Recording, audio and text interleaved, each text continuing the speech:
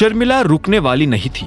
ऐसे में हरदेव बीच में आया और बोला, बस ठीक है शर्मिला, हम लोग खा रहे हैं और खाते वक्त हमें इस तरह की बातें नहीं करनी चाहिए। उसकी बात सुनते ही सब लोग चुप हो गए थे।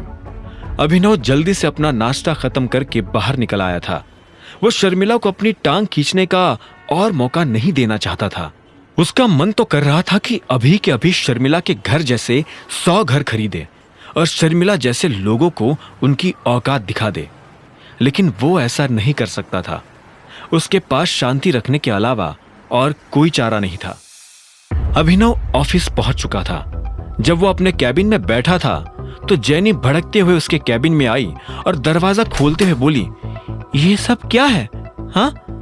अभिनव पलटकर अपनी कुर्सी के पीछे देखने लगा। उसे समझ नहीं आ रहा था कि जेनी किससे बात कर रही है।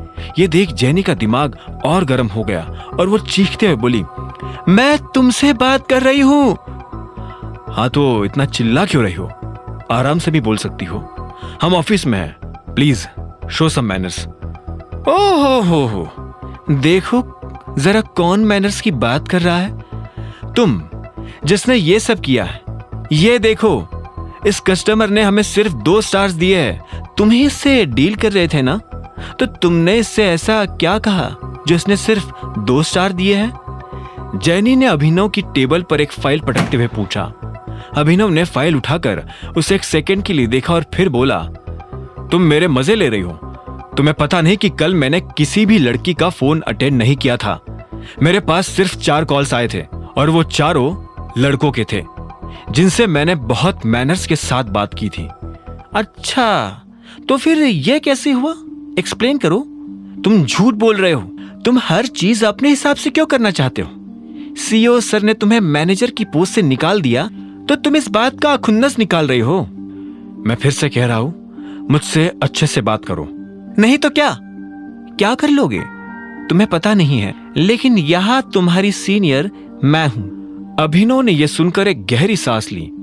जेनी को उसकी फाइल वापस की और बोला, प्लीज अभी मेरे ऑफिस से बाहर निकल जाओ। मेरे पास इन सब बातों के लिए टाइम नहीं है।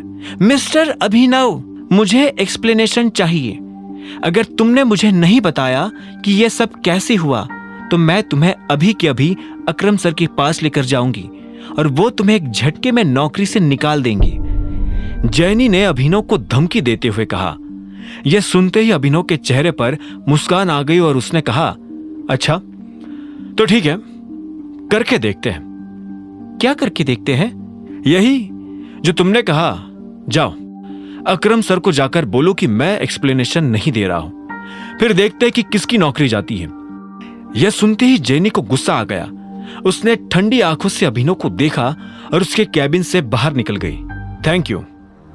इधर अभिनव ने भी कुछ देर के बाद एक फोन काट दिया था। उसे दिन भर फोन आते रहते थे। हर कोई उसे अपनी अपनी प्रॉब्लम्स बताता था और वो उन्हें सॉल्व करता था। अभिनव को इस काम में जरा भी मजा नहीं आ रहा था। उसका लंच टाइम हो गया था पर अभी तक उसका फोन बजे जा रहा था। अकरम चाहता तो उसे किसी दूसरे डिपार्टमेंट में भेज सकता था, लेकिन उसने अभिनव को जानबूझकर यहां भेजा ताकि उसके पास अपना खुद का एक कैबिन हो। अभिनव अपने कैबिन से बाहर निकला और कैंटीन में कुछ खाने चला गया। वो खाने तो बैठ गया था, लेकिन उसे याद आया कि जल्दबाजी में वो अपना फोन अपने कैबिन में ही भूल आया था। जेनी के जाने के बाद उसने जेनी को नहीं देखा था, लेकिन वो जानता था कि अकरम उससे निपट लेगा। खाना खाने के बाद जब वो अपने कैबिन की तरफ ही जा रहा था कि अचानक उसे कामिनी नजर आई। वो मैनेजर के कैबिन से बाहर आ रही थी। जब उसने अभिनव को देखा तो वो हैरान हो गई और उसे इग्नोर करने लगी। उसने अपने चेहरे के दाईं तरफ सारे बाल गिरा लिए ताकि उसे अभिनव को ना देखना पड़े। अभिनव ने भी उसे नहीं देखने का नाटक किया और सीधा अपने कैबिन में चला गया। जैसे ही वो अपने कैबिन में घुसा तो देखा कि अकरम और जेनी उसके कैबिन में बैठे हुए थे। अभिनव उन दोनों को वहां देखकर हैरान हो गया।